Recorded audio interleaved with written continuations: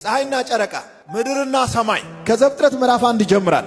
እግዚአብሔር የት ነው የጀመረው ሲባል መጀመሪያ የለው። ሰማይና ምድርን ፈጠረ ብለህ ትቀጥላለህ እንጂ ወደ ኋላ መሄድ አታስብም። ሳይጨነቅ ዓለምን በቀላሉ የገነባ የዓለማችን የመጀመሪያው ኢንጂነር የናዝረቱ ኢየሱስ ነው።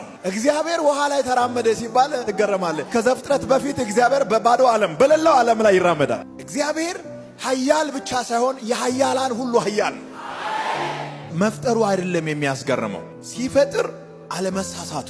ይሄን ሁሉ ሰርቶ አንድ ነገር አለመርሳቱ። በሰባተኛው ቀን አረፈ ይላል አይደል?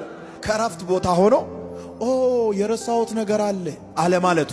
አንበሳ ሽታው ቁጫጭም ጭምር እግዚአብሔር ሳይረሳ መፍጠሩ። ይሁን ስልኮ ነው የሆነው። ሁሉም ነገር ሁሉ በእርሱ ሆነ አይደለ? እና ቁጫጭ ሰይጣን ሰርቷል ልትል ነው? ሁሉ ከተባለ ሰይጣንም እዛ ውስጥ ነው። ባይዘው ሰይጣን እንዲሆን አይደለም የሰራውና በኋላ ነው ሰይጣን የሆነው። ሁሉ በእርሱ ሆነ። እግዚአብሔር ይናገራል፣ ያንተ ነገር ወክ እያደረገ ይመጣል። በተዘጋ ቤት ውስጥ ለመግባት ቁልፍ የማይጠይቅ ተአምር ለመስራት ውጥረት ውስጥ የማይገባ ይሁን በሚል ቃል ዓለምን የሚያስደንቅ እግዚአብሔር አይደለ? አትጠራጠሩ።